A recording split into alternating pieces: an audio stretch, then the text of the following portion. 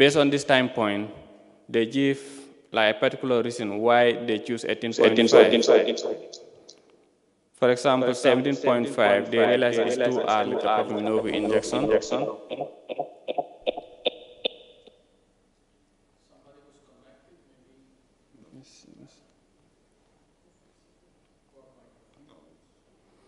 So as a result,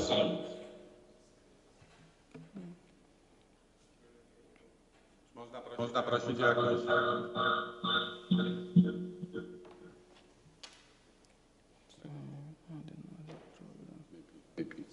Switch off. Use.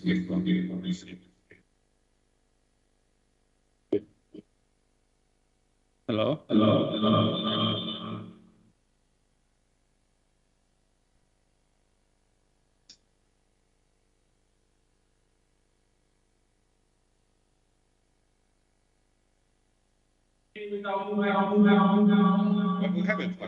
We haven't.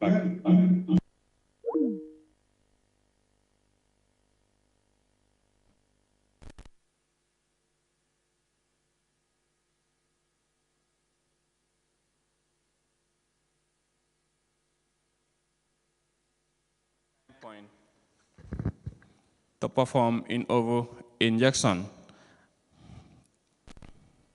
And the reason why we select in ovo injection, because in our faculty, they have established that in ovo injection on day 12 promotes early gut colonization with beneficial bacteria, and a lot of work have been done on day 12 in our faculty.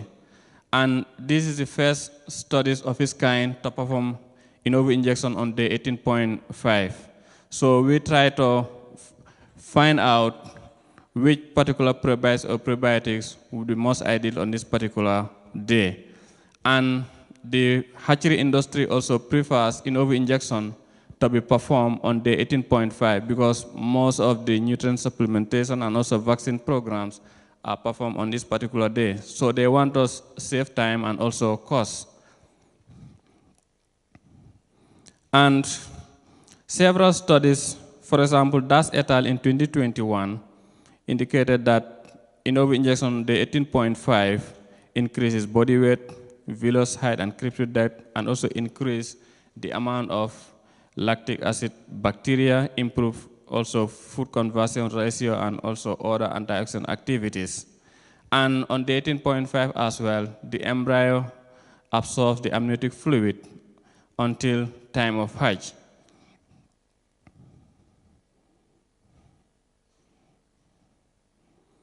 And in the methodology, like these eggs were already embryonated eggs on day 18.5, and when they were delivered in our faculty, we put them in the incubator, and then during the process of the injection, this is the injector machines that we use in the faculty, and then it injects one egg at a time.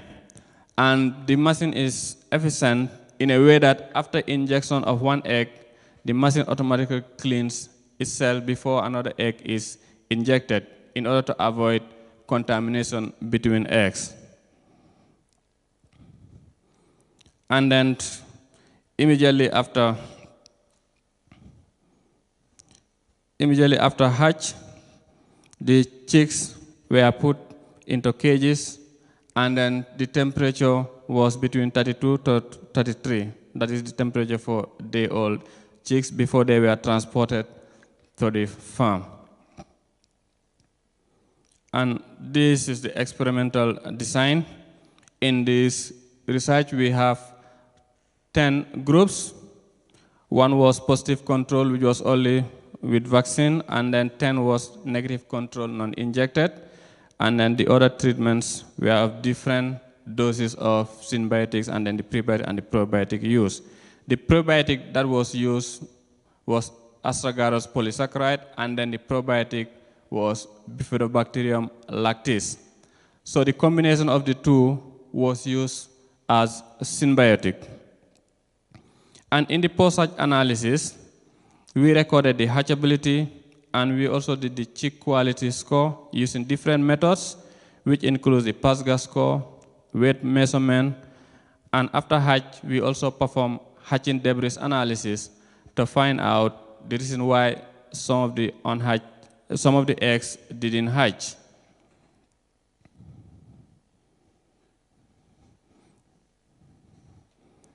And this is some of our preliminary results. This is about the hatchability.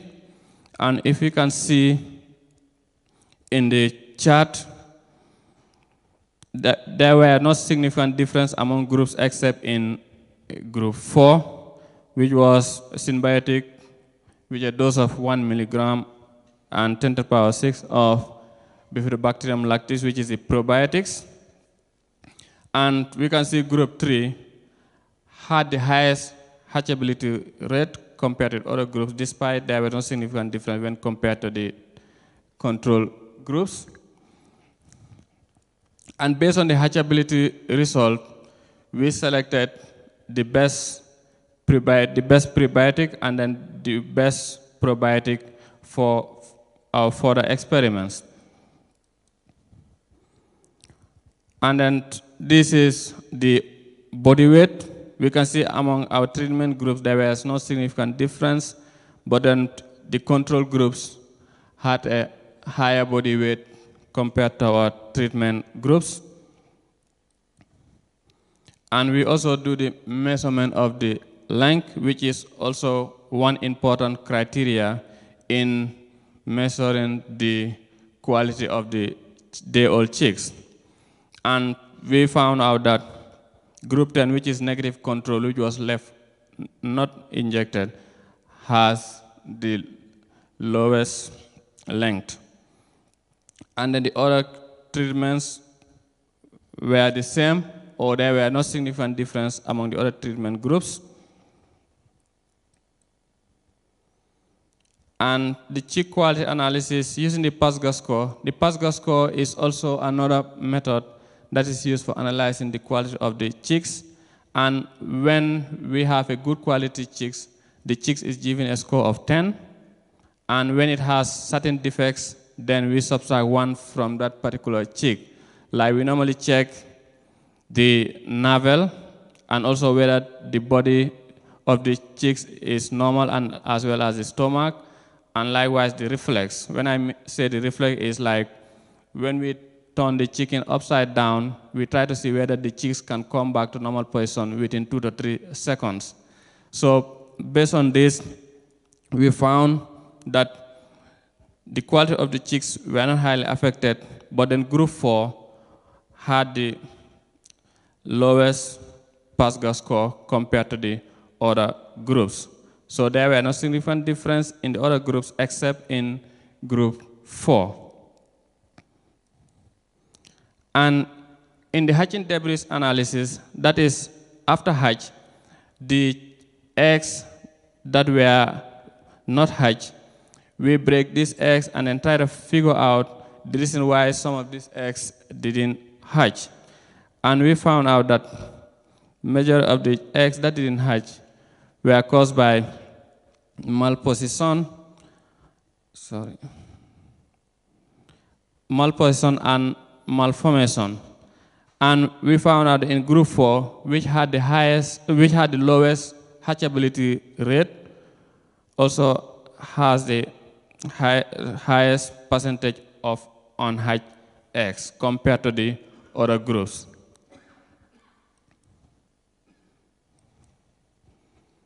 And in conclusion, in over-delivery of astragalus polysaccharide and Bifidobacterium lactis, or the combination of the two, which is symbiotic, on day 18.5 of egg incubation, had high hatchability rate. And group 9 and 10 had the highest body weight compared to our treatment groups. And in terms of length, there was a significant difference between our treatment groups and negative control. Like our treatment groups had a longer chicks compared to the negative control. And then group 4 also had the lowest Pascal score when compared to other groups. And the malformation led to the highest number of unhatched eggs, and group 4 and 6 had the highest number of unhatched eggs. And as I said, based on this result, among the symbiotic groups, in which we have 4 groups, we selected the best symbiotic groups. And among the prebiotics group, we had 2, and then we also selected the best one among the 2. And then the probiotics also, we selected the best one among the 2 probiotics group for further experimental purposes. And that's the end. If you have any questions, you are welcome to ask. Thank you very much for the interesting presentation on the very good topic. I think this is the very interesting in future to possibility of stimulate the chicken embryo by vaccination and injection of some bioactive substances. Any questions, please? Professor Majorano. Thank you very much. Very nice information you give to me. And the question is, if I remember well, group 4, you have lower achability compared to other group. Can you explain to me maybe which are or which is the reason? In this slide? Yeah. Group 4, you have lower and significant difference between the other groups. Why? Yep. You have some explanation for us? Yep. Probably, like because group 4, the dose that is used, we have 1 milligram.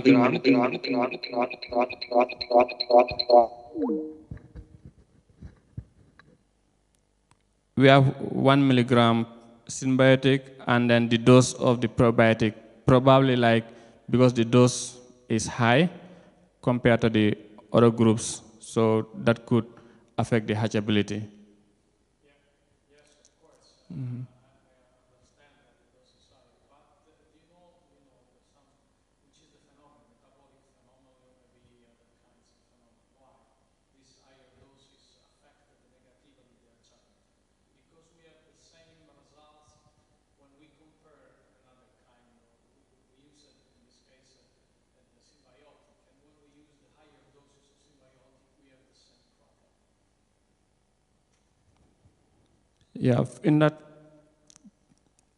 case, maybe I need to make a research about it, because as far as I know, like just as you said, or as I gave you the answer, like when the dose is high, it affects the hatchability. But like, for example, about the metabolic activities, maybe I'll try to find out and then get back to you.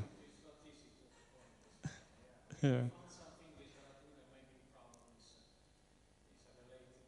Another question, if I can, is a curiosity. Did you resurrect this animal after the hatching? Did you use for some experiment, or just you collected this information? Yeah, I did this part of the experiment, and then after hatch, like another group collected the chickens and then reared them for other experimental purposes. Yeah. But you don't have information about this? No. So, thank you very much. You're welcome. Yeah. Thank you. I was just wondering, what is the test that you're going to do in your next study design? What will you be looking at there? Okay. Now the next test, we will perform the DPPH experiment to test the antioxidant level of this symbiotic and then bioactive substances. And we will select the ones that have high antioxidant level, because my PhD thesis or PhD project is finding ways and means of mitigating heat stress in broiler chickens.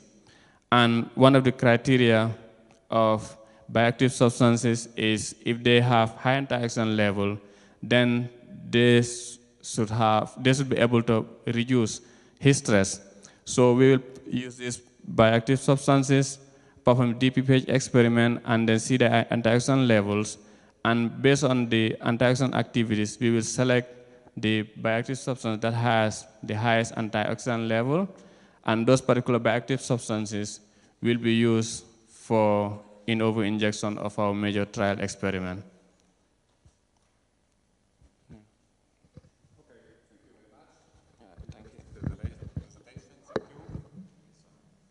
Next will be Veronica Ragus will present information about egg quality.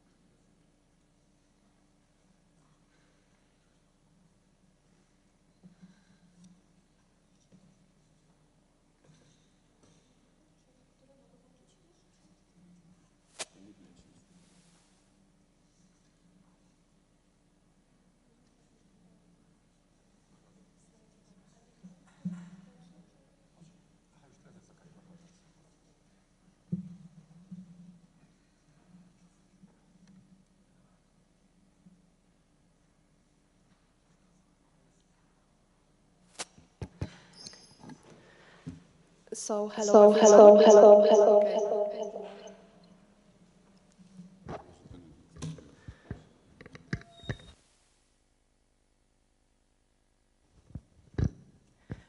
Hello everyone.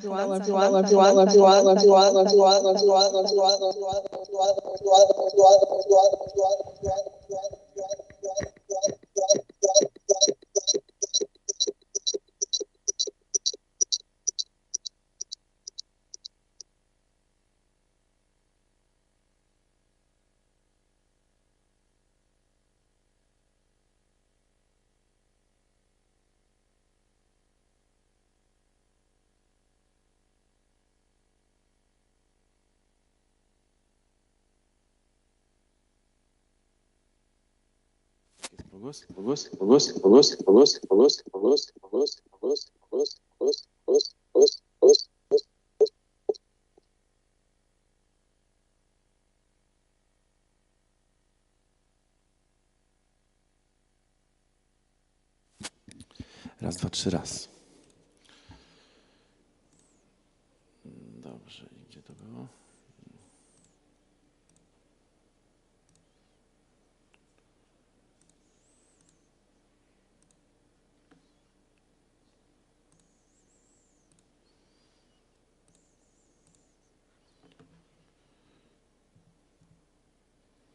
Raz, dwa, trzy, okej. Teraz powinno być dobrze. Dziękuję bardzo. So again, hello everyone. It's an honor to present you the results of this research. The production of table X in Poland is very dynamic. For economic reasons, producers expect laying hens to be in the production cycle for a long time. However, as the hens get older, the quality of the table X changes. The study aimed to compare the physiochemical features of table X obtained from Lohmann-Brown classic hens at the beginning or the end of the laying period. In the study, table X were obtained from hens kept in a free-range system. The production technology was in line with the technological assumptions for laying hens.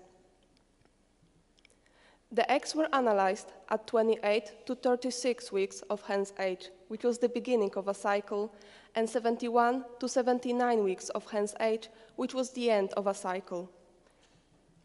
Excuse me. The analyses were performed every 2 weeks. 20 eggs per group were analyzed at one time. In total, 100 eggs per group. The eggs were analyzed after storage for 24 hours at 4 Celsius degrees. By analyzing the shape and morphological composition of the egg shape index was determined.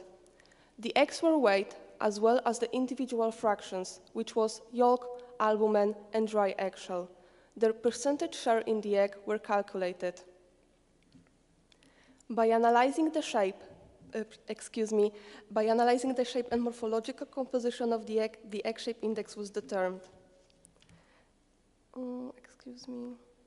The yolk was analyzed for color using the DS-same point scale and also with a colorimeter using the CIL scale, where L is lightness, A redness, and B yellowness.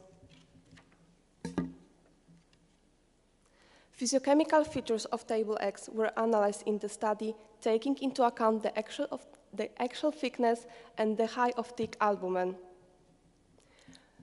Statistical calculations were done in Statistica program. The mean value and standard error of the mean were calculated. Significant differences were done using student's t-test with a p-value lower than 0.05. Analyzing the obtained results, it was found that the egg shape index was lower in older hens, but the weight of eggs was significantly higher, obtained from hens aged 71 to 79 weeks, compared to younger hens. Likewise, a higher weight of yolk, albumen, and dry eggshell was found. The share of yolk and albumen did not differ significantly with the age of the hens. The share of eggshell in the egg was significantly higher in eggs obtained from hens aged 28 to 36 weeks. Strength of the eggshell in both groups was similar. However, the higher eggshell thickness was demonstrated in the group of older hens compared to younger hens. Eggs from younger hens were characterized by a higher height of thick albumen as well as Hawk units, which testified to the freshness of the egg. When analyzing the yolk color, a significantly higher DSM level was shown in the group of older hens, and significantly higher L, A, and B indices were found in the group of hens over 70 weeks of age. It can be concluded that table eggs obtained from hens aged 71 to 79 weeks old would be desired by consumers because due to their weight, they are classified into class L, and eggs from younger hens to class M. However, the egg shape index in the group of older hens was below optimal values, which was between 73 to 78%, which proves that the irregularly shaped eggs are more easily damaged mechanically and can deteriorate faster. This is important for transportation and storage. The yolk color was more intense in the older hen group, which is certainly in demand by consumers. It may be related to the fact that older hen stayed longer in the hen house and had access to free range, and at the same time to plants with a high content of carotenoids, which is natural pigment found in grass. Taking into account the freshness of the egg, more favorable values were found in the group of younger hens, which is high of thick albumen and Hawk units, which indicates the possibility of longer storage and their suitability for consumption. And this research was carried out as a part of continued project which is provided in Faculty of Animal Breeding and Biology. So thank you for your attention, and if you have any questions, I'm ready. Thank you very much. Do you have any questions? Professor Majorano, please.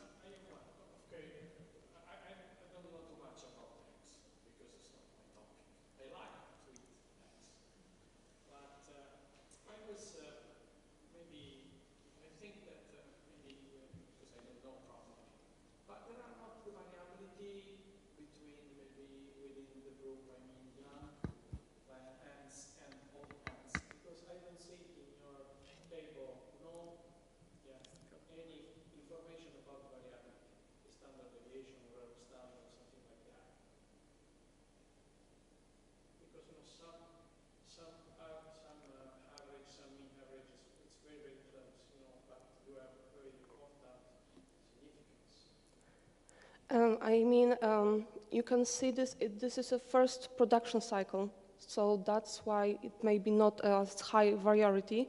And also, as far as I'm aware, it may be due to their addictive to feed that really like increase the quality of eggs. I hope I answered your question. That's okay. It was my curiosity because. Okay, please. Thank you. My name is Bydgoszcz from Russia. I cooperate with Mr. Nicaragua, and I will add some information for you, dear Professor. The test was provided for approving that the rearing system and the age can have an impact for the egg traits. But as you saw, the variation between the groups are not such a big. So this results are proving that the rearing system and even age for normal ground hens is without an impact. So for the company which gave us this test and for the customer, the traits of eggs are similar. So the producers can still keep their hens in this condition as they do before. Because now in Europe, we've got this trend for changing the rearing system and cleaning out farms with the caging system. So we're trying to find some solution as a support for the commercial company. Thank you for this additional information. Thank you. Move, please. Okay, thank you. It's a very interesting test, and I wonder if you have collected some data about the economy consumption, because I think it's very interesting to compare different eggs from different age, and it would be much interesting for people to know when you compare different age and different eggs from different age, how much money or some economic consumption have you adopted for different hens? If you can provide, if you have some data or it's very interesting. We don't have this data because this wasn't the aim of the study. In the study, we compared only the age. We didn't care of the economic of this production. So. Okay, that's fine. But I think it's a very realistic question if you want to conduct a very interesting test. It's okay, it's not a problem. Okay. Okay, thank you. Thank you very much again. Thank you very much.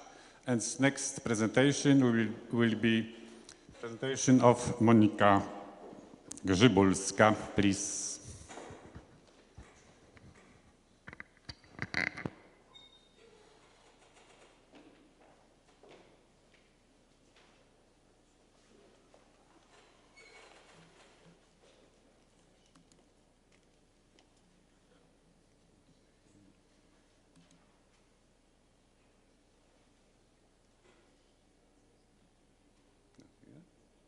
Nie widzę. Może niżej?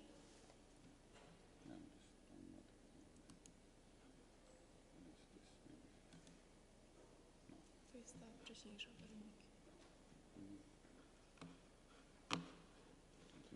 Może właśnie kursor.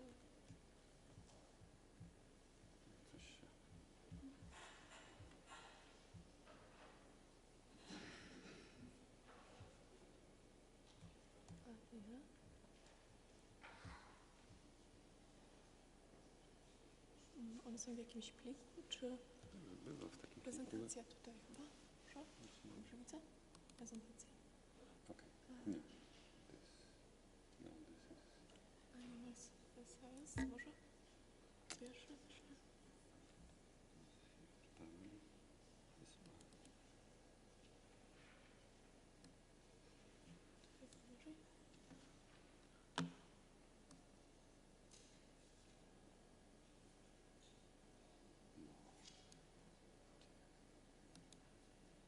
Spojrzę, profesor tutaj jeszcze raz, prezentację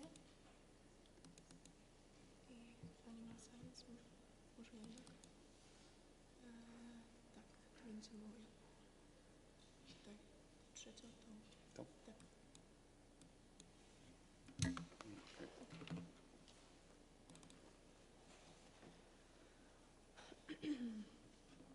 Jednak nie.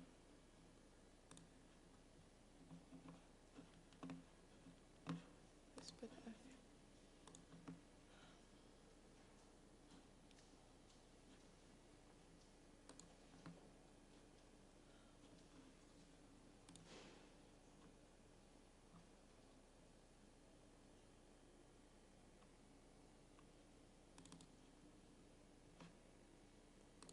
To jest tylko w PDF-ie. No właśnie nie.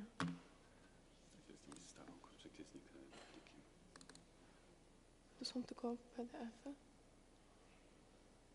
Ewentualnie mogę podpiąć swoją z pendrive'a. Dobra. Tak? Tak, no dobra. Sorry for this technical problem.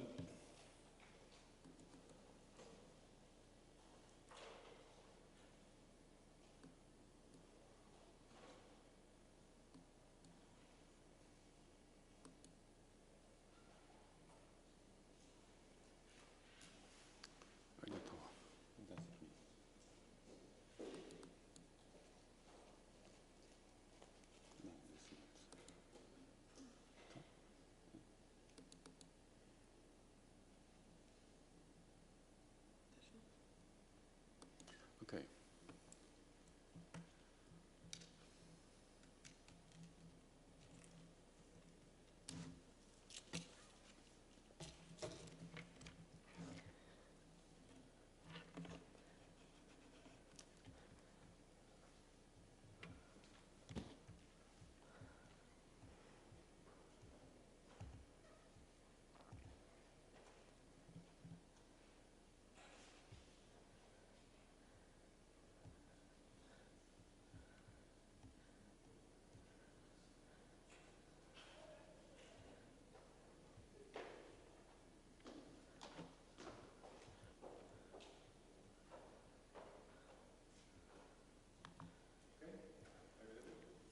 Myślę, że tak. Tylko nie wiem, czy się wyświetla się oczywiście.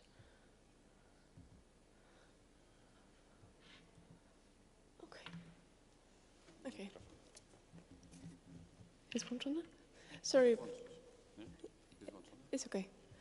Sorry for that problem. It's an honor to present you the results of the research. Poland is the leader in broiler rearing. The production of poultry meat is dynamic. The needs and trends are constantly changing.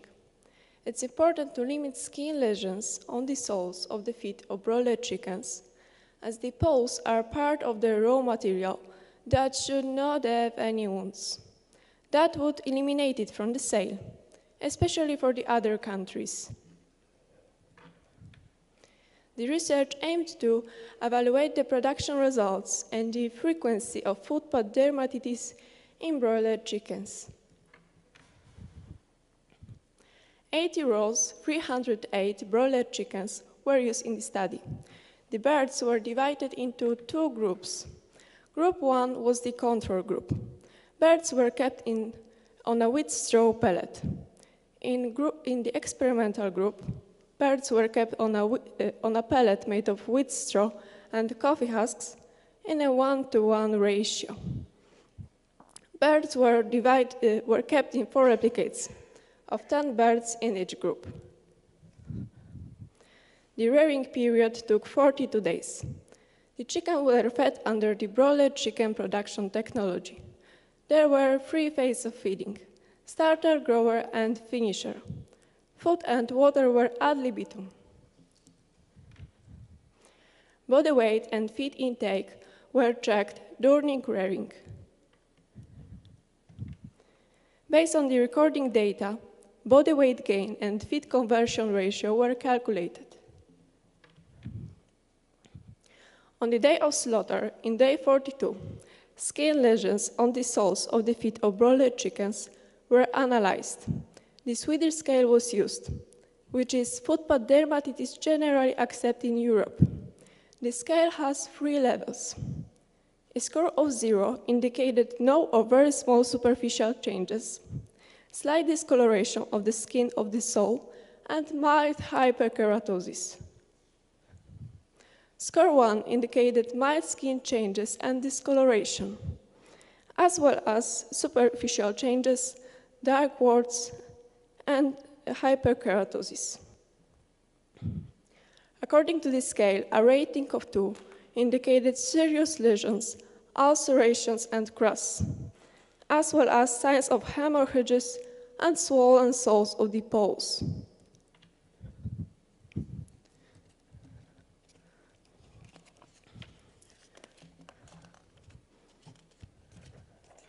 Based on the collected data, the percentage share of individual footpath dermatitis categories in the group was calculated, and the scores were calculated according to the formula. The data was compiled in a statistical program. Mean values and standard error of the mean were calculated, and statistically significant differences were verified using the student's t-test, assuming a p-value lower than 0.05. Footpath dermatitis data were shown as quantified. On the day of insertion, chicken's body weight was similar in both groups. After 42 days, body weight of the birds wasn't significantly different. It was shown that in group number 1, birds were 72.32 grams heavier than in second group. Similarly, no statistically significant differences in body weight gain were found between the groups. The data of the feed consumption parameters were also not statistically significantly different, and the feed conversion ratio in both groups was almost the same. Analyzing data of footpath dermatitis varies considerably between the groups. In the control group, as much as 47.5% of the flock was characterized by the presence of slight skin lesions, assessed on a scale of 1. In the experimental group, only 5.56% of the flock was characterized by the presence of slight skin lesions on the soles of the feet. On the FPD point scale, the difference between experimental and the control group was 20.97. To sum up, the use of alternative bedding materials, which are coffee husks, didn't affect the production efficiency expressed in weight gain and feed consumption. However, the undesirable skin changes, called footpath dermatitis, was significantly reduced. The use of pellet made of wheat straw and coffee husks can be an interesting solution in alternative production methods, taking into account the welfare of the birds. At the same time, the discussed topics highlights the possibility of reusing waste from the other industries. In this case, local coffee roasting plants. Reducing the incidence of footpath dermatitis may have an impact on the increased profits for the producer, taking into account the sale of chicken's feet. Thank you for your attention. Thank you. Any questions, please? Yes?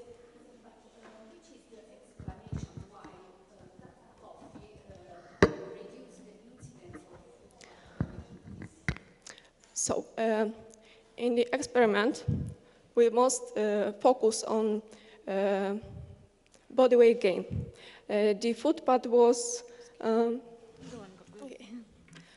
a different size of this experiment. We don't say about it before, but we think it was lower PG on the palette, and we want to again do that research. We need to be sure about that. And we need to check that body weight gain will be bigger in next experiment. Thank you. Okay. Professor Mailano, please. Very good idea in terms of circular economy, to use something from industry. So, but I'd like to ask you if you have information, maybe some information about, if you did, the correlation between, the weight of animals and, the footpath. The welfare, okay? I don't hear the question exactly. So I say, if you have information, if you did, correlation between the weight of the animals and the comparison, and the footpath. Weight and comparison footpath. The weight on the two types of pellet was almost the same, so we don't see exactly difference between the group. So the reducing the incidence of footpath dermatitis wasn't have as much increased profits, but we need to check that again to have sure. Maybe it's correctly too, because generally maybe the weight of the animals maybe is correlated positively compared to this kind of problem. It's an important problem. We saw that Especially when the broiler is safe in general. it was. We are sure that the use of pellet with a wheat straw have an influence on the welfare of the birds. When we saw behavior of the birds, we saw that the birds often clean themselves with using the pellets. They were very clean and white, so it will be okay. As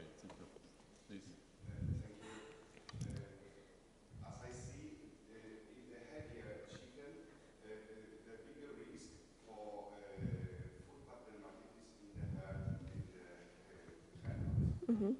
But if I can ask you for showing those pictures in your presentation, please. After 42 days, I can see cleaner and whiter chickens. So would you explain what was happening with those breast feathers and with those hygienic stuff, as we can see the cleaner chickens? Because probably you don't get them buff before the picture. No, we don't get them bath. They was very clean, and the smell of the chickens will also was also reduced. So it's maybe a use of pellet with a coffee husk can reduce that stuff. But we don't sure because that wasn't a topic of our science. It was extra profits for us. Okay, thank you very much. Thank you. Now Zuzanna Bydgoszcz will present information about the chicken meat quality. Please.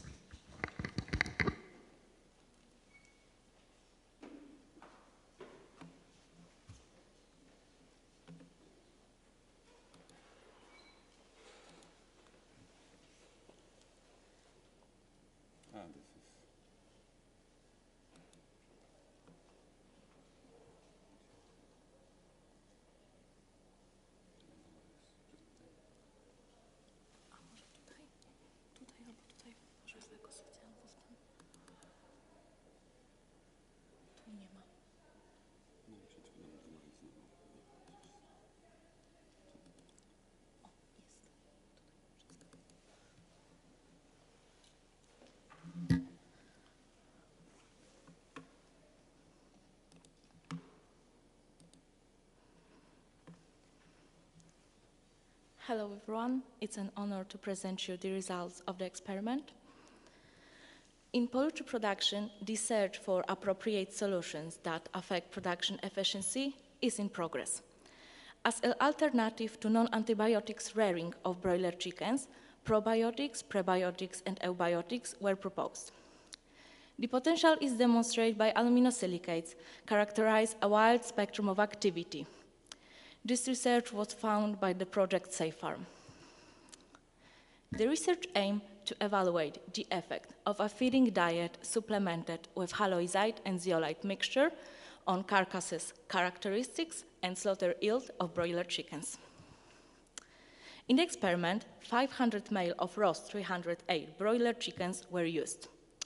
Birds were kept in replications, feed and water were used ad libitum.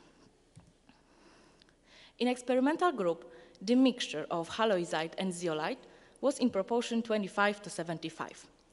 The aluminosilicates were added to feed depending on a feeding period at a level 0.5% in starter, Grover 1 and Grover 2, and 1% in the finisher type of feed.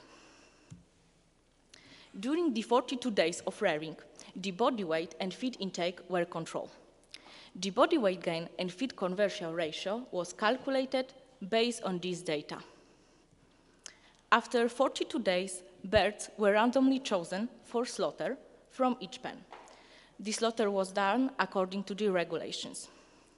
Carcasses were prepared and stored for 24 hours at 4 Celsius degree. After this period, carcasses were weighed and the slaughter yield was calculated. Then the dissection was done. Now I would like to present results. Statistical calculations were done in Statistica program. The mean value and standard error of the mean were calculated. Significant differences were done using the 2K test with a p-value lower than 0.05. Analyzing these obtained results, the differences in body weight gain were found. In experimental group, the lower body weight gain in the first and second feeding period were noticed. However, after 21 days of rearing, the body weight gain was higher in the experimental group as well as in the whole period of rearing compared to the control group.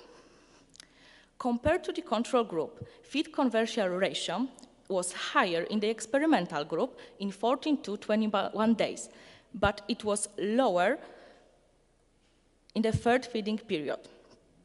Despite the partial differences between groups in feed conversion ratio values, no effect of feeding with the addition of aluminosilicates on the feed conversion ratio calculated for the entire rearing period was found. The slaughter yield in both groups was similar. The value of share of pectoral and leg muscles and carcasses fatness were not significantly different between groups.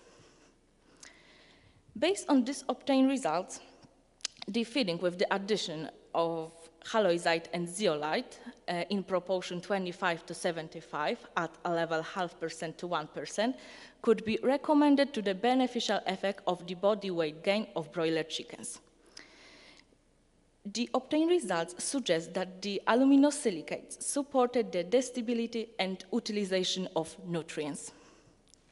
And thank you for attention. Thank you very much. Thank you. Do you have any question? Please, Professor Majorano. Well, it's very interesting topic. Thank you. So let's say, why you use this proportion between aluminosilicates and zeolite and you use the 25 to 75. With team, we read a lot of publications and books about that, and the coordinator of the project, which is Mirosław Banaszek, decided to do the proportion 25 to 75. And do you have some information about meat quality, considering that your factor was quality? About meat quality, I got also the slaughter yield, pectoral muscles, leg muscles, and skin with substantial fat. You mean about only carcass traits? Yes, yes. Thank you. Thank you. Thank you. Any question? If no, thank you very much. Thank you very much. Okay, next presentation is presentation of Sebastian Vladluk about the ducks.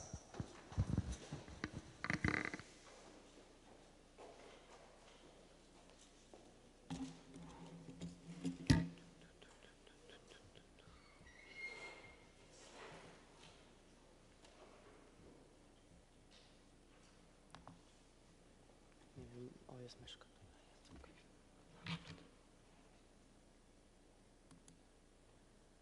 Tu będzie B1.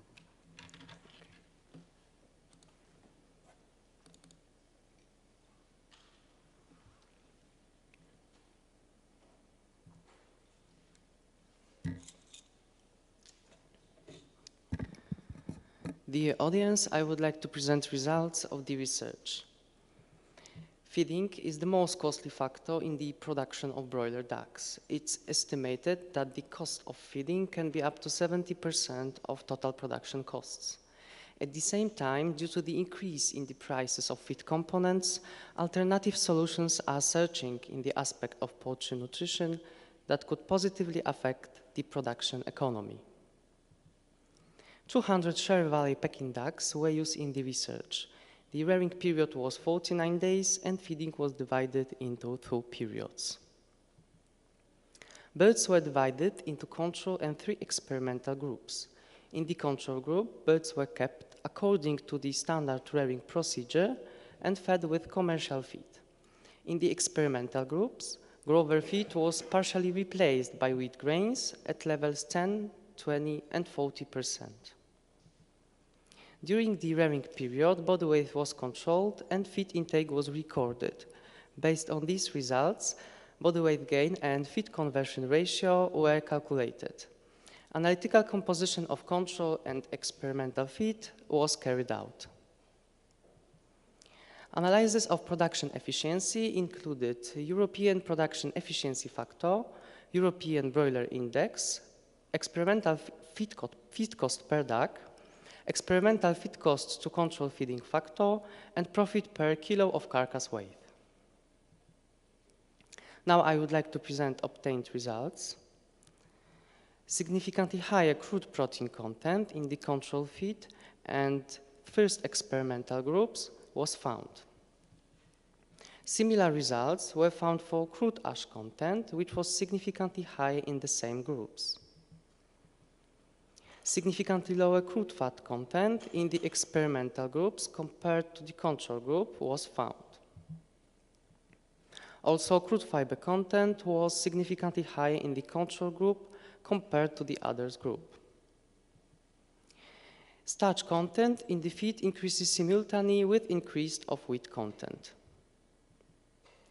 Significantly lower feed cost per duck from 29th to 49th day of rearing in the second and third experimental group was found.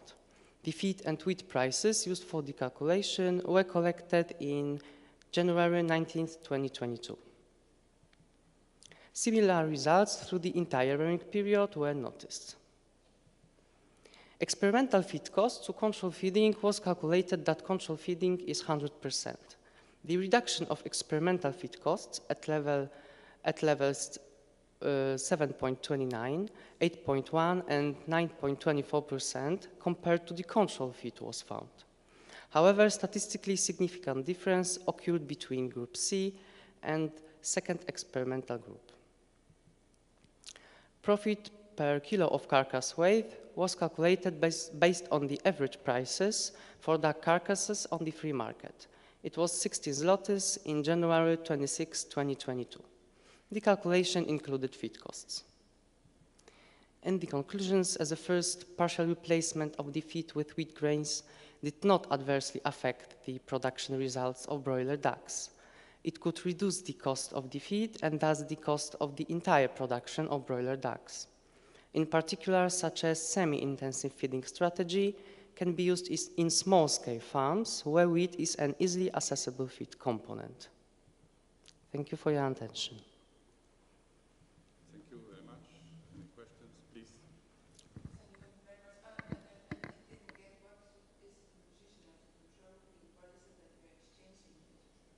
Control feed is a complete feed using for standard rearing procedure. But what is the composition? Must also be some wheat in that, or what else are the components? Components in the control feed? Yeah. It wasn't.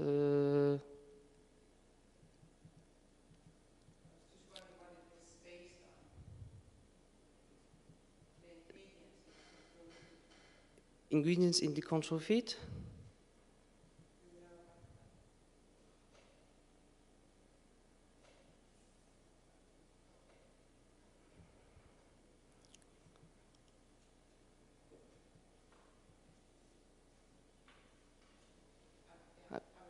I'm sorry.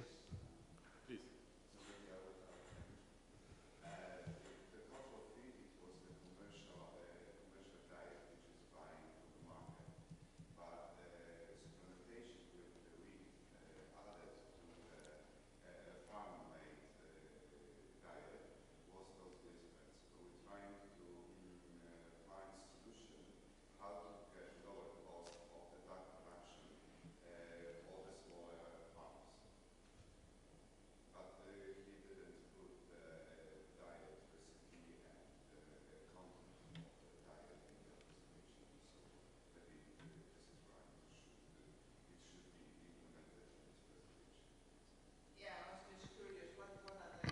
I don't know anything about that.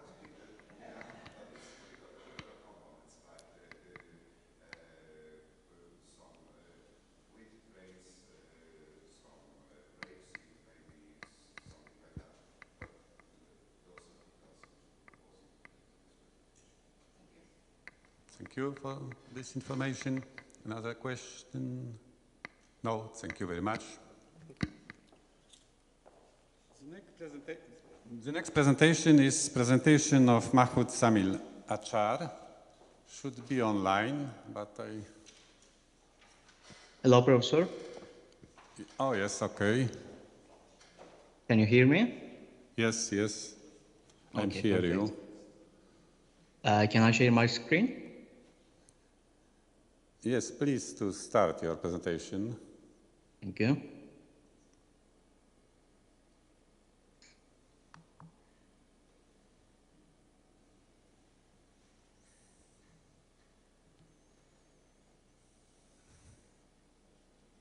Can you see right now? I don't know what is... Czy ktoś wie, co tu trzeba zrobić z tym, żeby przełączyć? Professor, can you see? Yes, okay, one moment. Okay.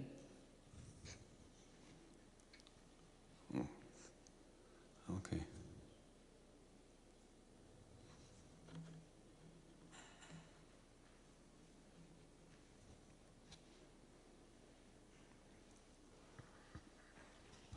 Tak, poproszę o pomoc, bo nie wiem, co to...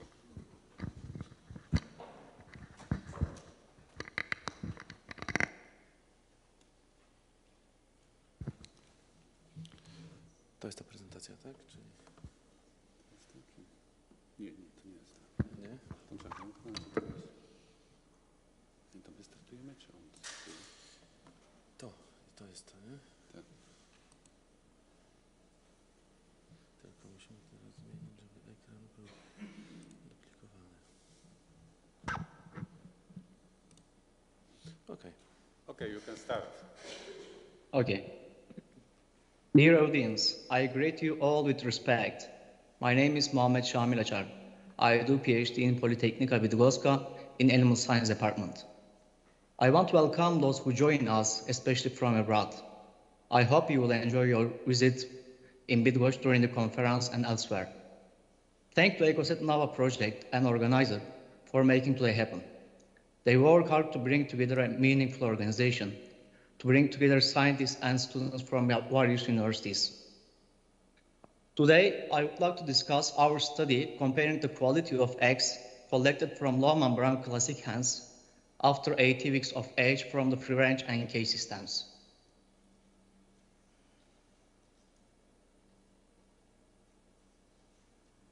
Cages have been the most popular production system in our lives for a long time. Even though cage breeding has many advantages, such as lower disease, easier management, and lower cost of production, it has long been a controversial issue for animals to exhibit their natural behavior and to be in more livable environments. As time goes on, people are paying more and more attention to animal welfare. Consumers are choosing animal products from alternative breeding systems rather than cage raising. People prefer free-range systems because they care about animals and their conditions. Because of all these reasons, cases are planned to be banned in all over the world step by step. The aim of the study was to compare the physicochemical features of table eggs obtained from long-membrane classic hens, which are kept in cage housing or free-range systems.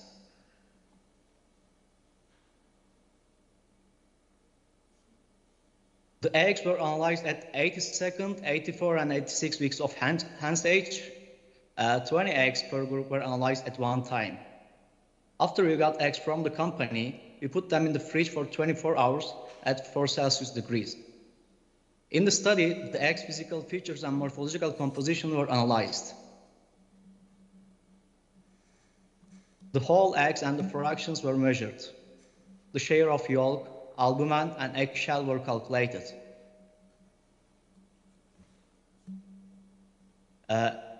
Formation, in the first picture you can see the egg first reader. Thanks to egg first reader, you can check the strength of the eggshell. Professor, can you see the mouse here? I'm just pointing on places. Here are specific places for eggs.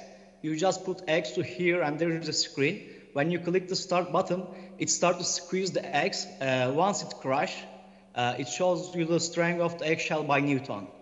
And in the right side, you can see the egg analyzer machine. The egg analyzer machine calculates the height of the thick albumen and half units. Thanks to egg analyzer machine, you can also measure the egg weight. You just put eggs to here. Before you start to analyze, it shows you the egg weight. For yolk color analysis, we use two different methods. In the first picture, you can see the ECM point scale. It's basically yolk color font. As you can see, there are numbers between 1 and 15. We just crush eggs, and after we crush egg, we can decide the yolk color by our eyes. It is subjective methods. And in the right side, you can see a colorimeter. Thanks to colorimeter, you can also check the lightness, redness, and yellowness, which is objective approach. And I would like to talk about results. In my graphs, blue color represents free range and orange color represents cage. The data analysis showed a significantly higher value of the egg shape index in the free range when we compare to the cage group. And for egg weights, in both groups, the egg weight was over 63 grams, which put them in the large category. In yolk weight and albumen weight, in the free-range group, statistically significantly lower weight of the yolk was measured. And albumen weight, regarding albumen weight, there were no significant differences between groups. For eggshell weight and percentage of eggshell. In the free-range group, a greater weight of the eggshell and higher percentage of the eggshell were observed. Regarding eggshell comparison, the free-range group showed a higher value.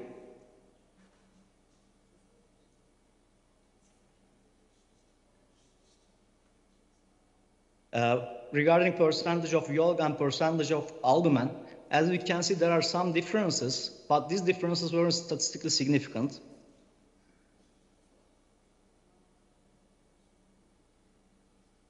For eggshell strength, despite the visible trend of the higher eggshell strength in the free-range group than cage group, this wasn't statistically confirmed. For eggshell thicknesses, thicker thicknesses was demonstrated in the cage systems, as you can see in the right side in the cage system, and the thicknesses of the eggshell in the cage group may indicate that eggs from the cage are more durable.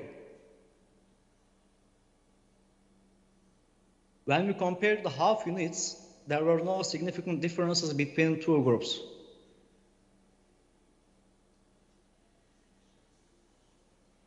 For yolk color, although the free-range group was able to go outside and access the plants, the yolk color was similar in both groups, indicating that the content of the pigments, such as carotenoids, in the feed in the cage system was at similar level to the free-range system. And last comparison criteria are lightness, redness, and yellowness. Except for the lightness, there are no significant differences in redness and yellowness between groups.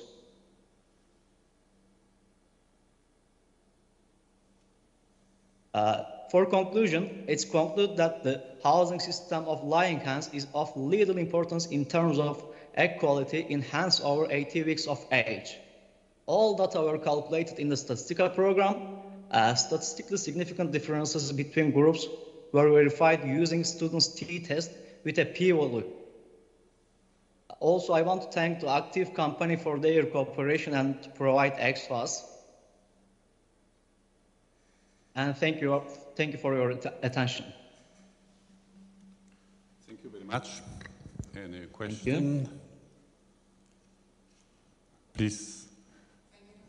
I was just wondering, would you expect to see more differences earlier in the laying period, as we saw previously that there was a difference, depending on when we look at the eggs? So could we expect a larger difference in the early egg laying period? Are you hear us? Yeah, Professor, I can hear, but I can only hear you. Maybe I give you the microphone, please. Sure. Okay, my name is Margrethe Terkelsen from Aarhus University. I was just wondering if you could expect a larger difference between the cages and the free-range system if you looked at eggs earlier in the laying period, as we saw earlier in one of the presentations, there is a difference. For our study, we just compare the breeds after 80 weeks of age.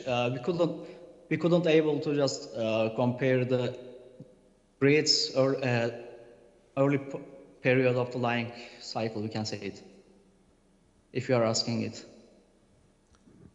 Yeah, I'm just wondering if, based on your knowledge, would you expect larger differences earlier, or would it be the same? Maybe for eggshell thicknesses it will be different, because as hens gets older, the thicknesses also gets less thicker. Maybe in thicknesses can be, but in other comparison criteria, I need to check it.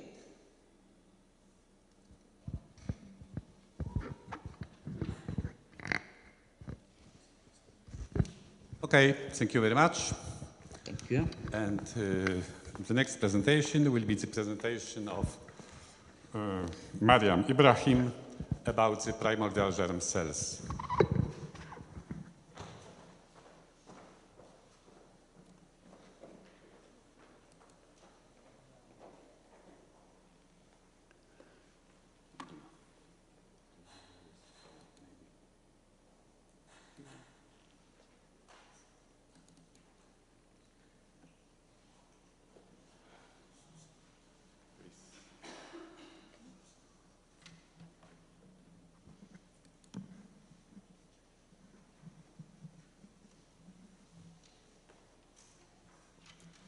Good morning. My name is Mariam Ibrahim, and I'm here today to share information about my project, which is entitled Deciphering the Functionality of Primordial Germ Cells in Epigenetic Inheritance of the Effects Induced by In Ovo Chicken Embryo Stimulation.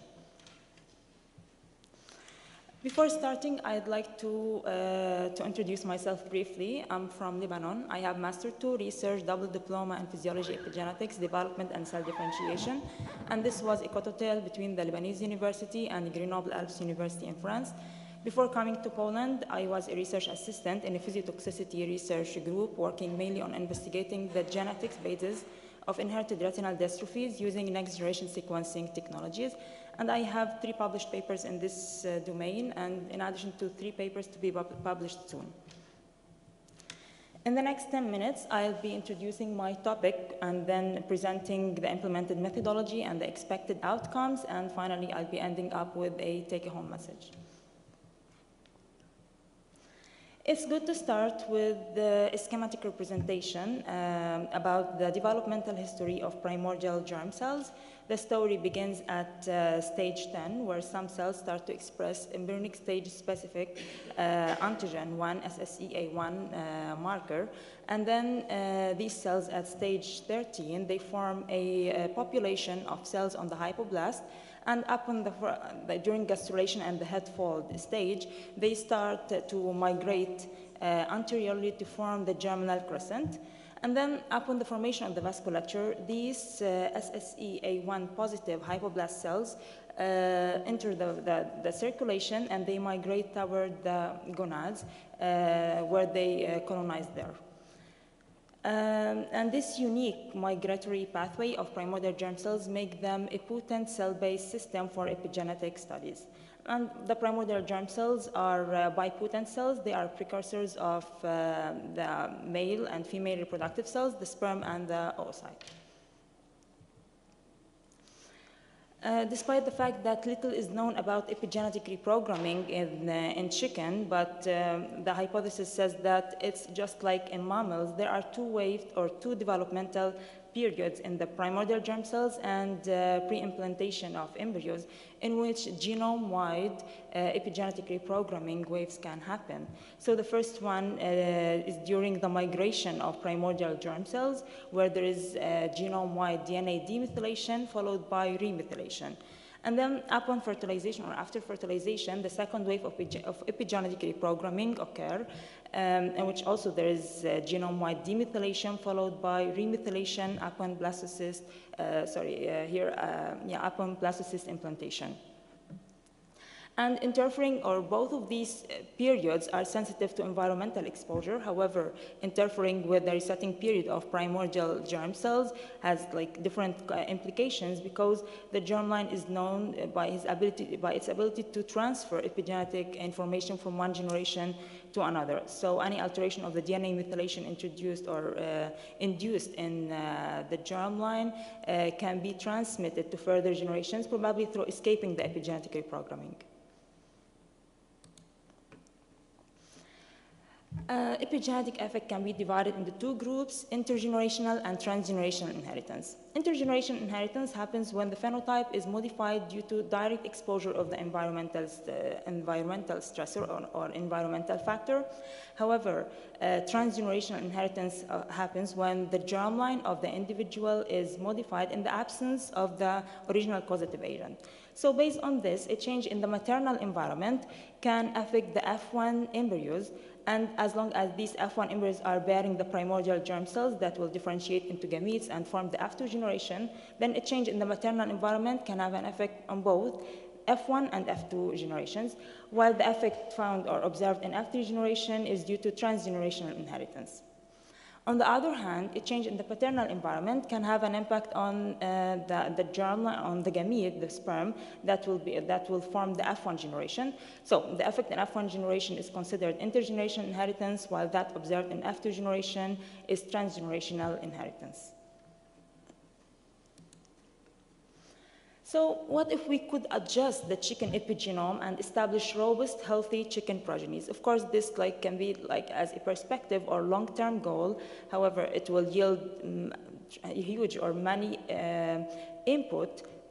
output, but it needs many research input.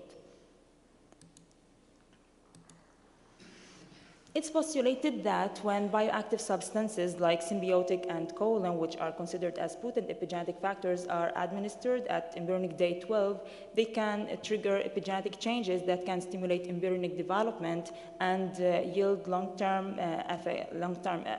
effects on the phenotype. And these induced epigenetic modifications can be inherited from one generation to another. So the aim of this project, or of my project, is to investigate the role of primordial germ cells in this transfer, in this information transfer, and also to investigate the mechanisms underlying this sort of information transfer. So in order to achieve these hypotheses, or to achieve these aims, this project is conducted on the chicken model, green-legged partridge like a chicken. And this is an old breed indigenous to Poland, and it's characterized by its first of all the green color of the shanks, and also it's a good source for embryonic cells, so that it's widely used for for biotechnological manipulations. This green-legged partridge, like a chicken, will be divided into 3 groups: symbiotic, colon, and control, and the eggs will be injected in ovo by these bioactive substances at embryonic day 12. And then in F2 generation will be divided in 2 experiments. The first experiment will be done to study the effect, the transgenerational effect in F4 generation, while the second experiment will be done to study the effect of repeated in ovo injection. And now we are in F2 generation, and primordial germ cells are sampled from embryos of F2 generation. So the circulating primordial germ cells are being isolated from embryos after 60 to 62 hours of incubation. And then these samples are subjected to purification step by Perkle gradient purification to purify the stem cell population. On the other hand, the embryos are extracted or isolated for sex determination, because we also want to see the differences between the epigenetic inheritance mechanism between males and females. So then the genetic information are extracted from these PGC samples pulled into males and females for conducting genome-wide epigenetic studies using the most relevant NGS assays, the total cellular RNA sequencing, the reduced representation bisulfite sequencing, and the chromatin immunoprecipitation sequencing.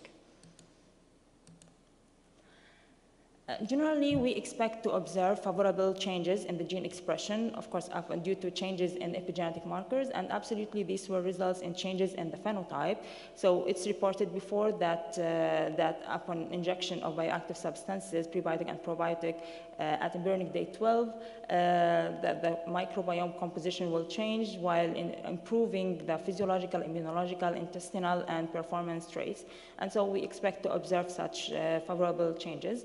And also we expect to observe upon repeated injection more strength and pronounced impact.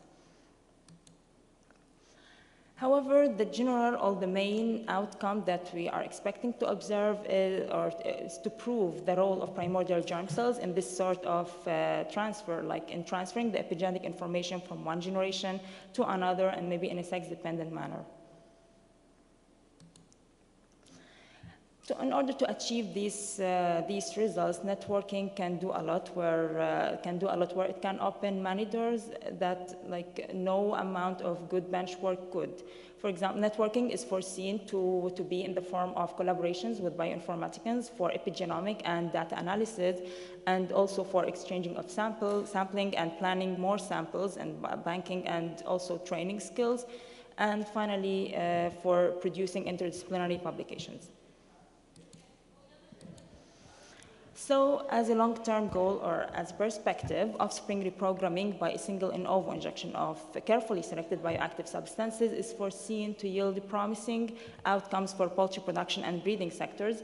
And like the general goal is in the future is to be able to implement epigenetics to anticipate health in poultry.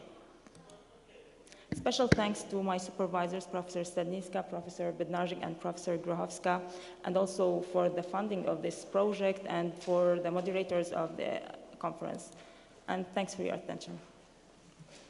Thank you very much for so interesting presentation. Do you have any question?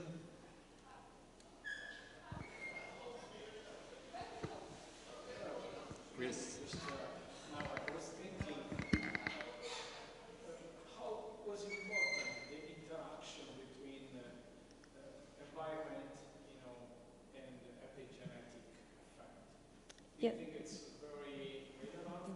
Yes, of course. And the environmental factors can trigger different changes in the epigenome, in the epigenome that will also form changes in the gene expression, and then in the phenotype. Yeah, I was thinking about this phenomenon that we were in this time, climate change, about this was.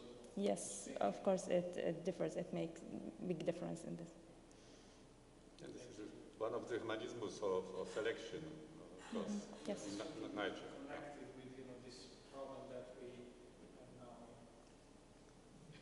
Please. The studies was provided on the native hanging strain. Probably in the poultry production, the most important thing is work with the